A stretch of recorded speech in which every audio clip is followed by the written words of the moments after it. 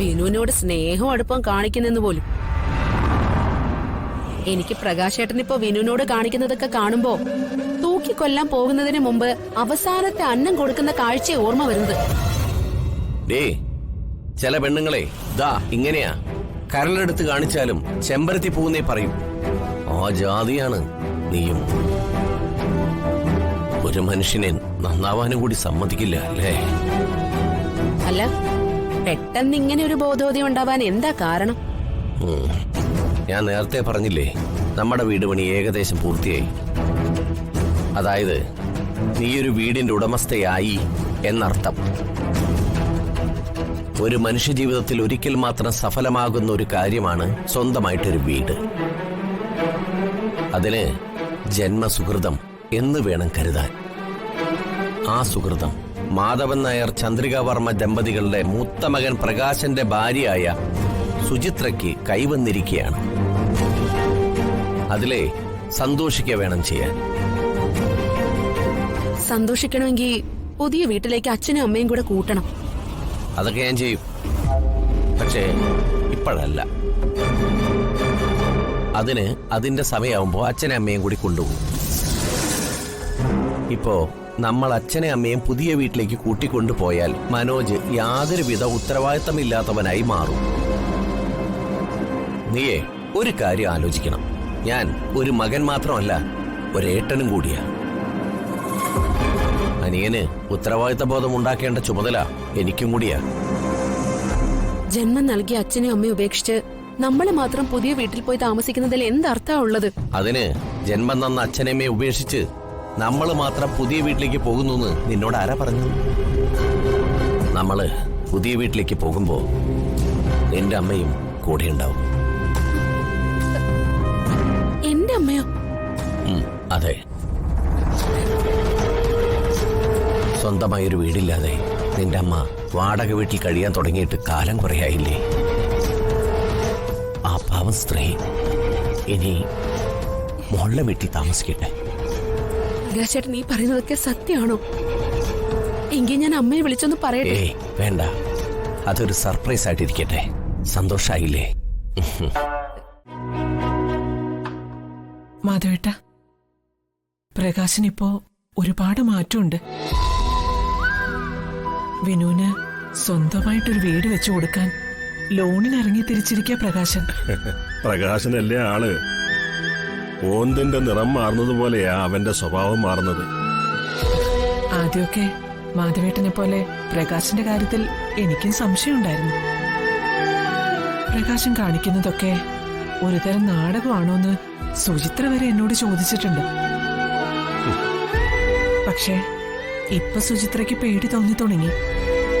പ്രകാശൻ എന്തെങ്കിലും മാനസിക പ്രശ്നം ഉണ്ടോന്നായിരിക്കും അല്ലേ? അതല്ല, പ്രകാശൻ വിനുവിന്റെ കാര്യത്തിൽ ശരിക്ക് കഷ്ടപ്പെടുന്നുണ്ട്. എങ്ങനെയും വിനുവിനെ രക്ഷപ്പെടുത്തണമെന്ന കണക്കുകൂട്ടല്ല പ്രകാശൻ. പ്രകാശന്റെ കണക്കുകൂട്ടലുകൾ തെറ്റിയാൽ തന്റെയും ഗോകുലിന്റെയും ജീവിതം വഴിമുട്ടി പോകുമെന്നാ സുചിത്രയുടെ പേടി. സുചിത്ര അങ്ങനെ നിന്നോട് പറഞ്ഞോ? ഏയ്, അങ്ങനെ പറഞ്ഞില്ല. അവര് തമ്മിൽ സംസാരിക്കുന്നത് ഞാൻ കേട്ടതാ.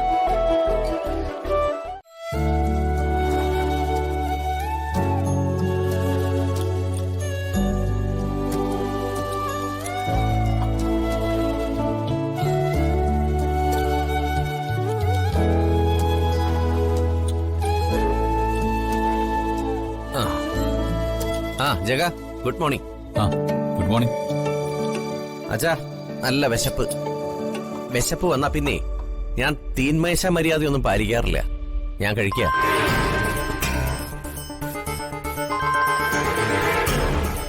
ഹലോ സാർ, ഇപ്പോഴോ? ലോണിന്റെ കാര്യം സംസാരിക്കാനോ? ഞാൻ വരാം സാർ. ആളിന്റെ പേരിൽ വസ്തുവൊക്കെ വാങ്ങാം, ഉറപ്പ്.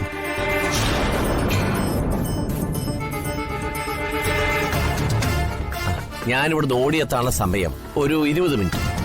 Okay sir. ഞാൻ ഇറങ്ങി. വിനുവിന്റെ ലോണിന്റെ കാര്യം സംസാരിക്കാനേ ബാങ്ക് മാനേജർ വിളിച്ചതാ. ഞാനൊന്നും അങ്ങോട്ട് പോട്ടെ. വിനുവിന്റെ പേരിൽ വസ്തു ഉണ്ടായേ പറ്റൂന്നാ മാനേജർ പറയുന്നത്. പ്രകാശേട്ടാ, നല്ല വിശപ്പുണ്ടെന്ന് പറഞ്ഞിട്ട് പ്രകാശേട്ടനൊന്നും കഴിച്ചില്ലല്ലോ.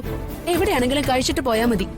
കഴിച്ചിട്ട് പോകാൻ നിന്നാലേ മാനേജറെ കാര്യം നോക്കി അങ്ങ് പോവും.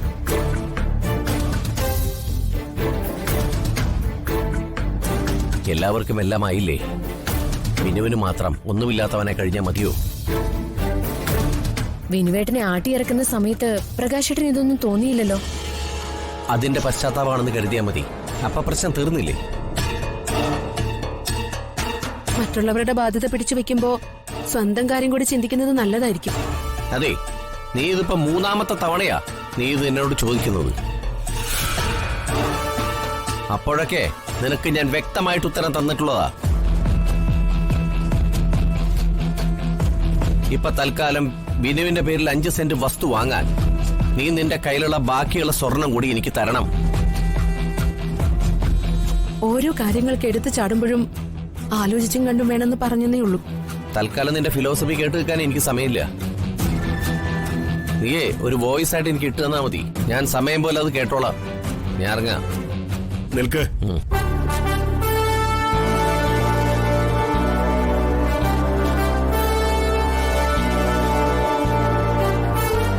ജഗ, ഈ മാനസാന്തരം ഒരു രോഗാണോ? ഒരുതരം സൈക്കിക് ഡിസോർഡറാ.